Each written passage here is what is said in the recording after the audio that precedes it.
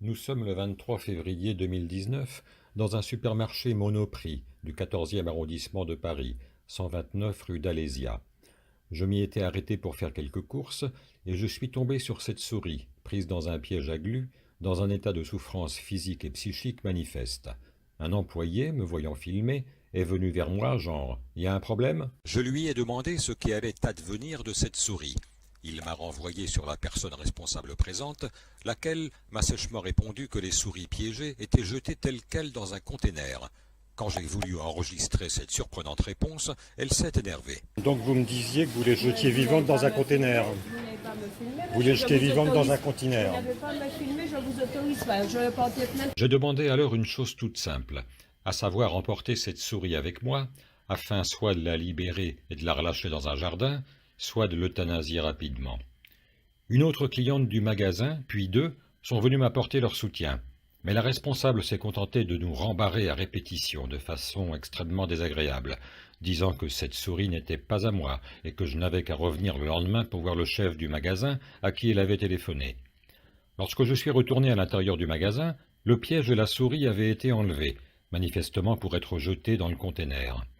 Nous sommes restés tous les trois jusqu'à la fermeture du magasin pour demander qu'on nous remette la malheureuse souris, sans autre réponse que « Je vois que vous n'avez que ça à faire, moi j'ai du travail ». Donc, différentes questions se posent.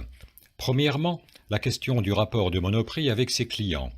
Monoprix considère manifestement ses clients comme de simples machines à sortir leur carte bleue.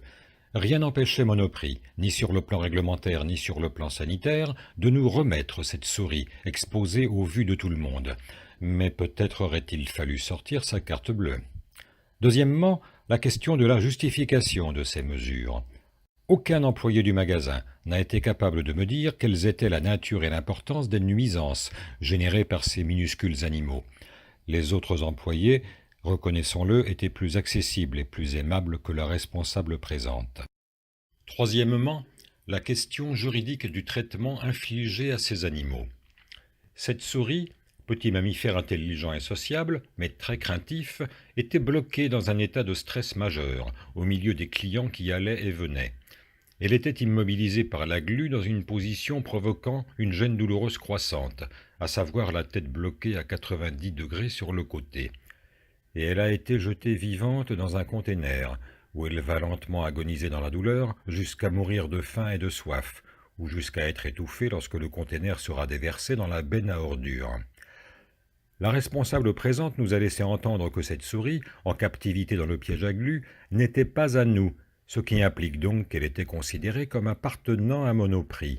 Or, le Code pénal français sanctionne les sévices graves et actes de cruauté, ainsi que les mauvais traitements envers les animaux tenus en captivité. Une action en justice est donc à envisager envers le supermarché Monoprix parisien du 129 rue d'Alésia.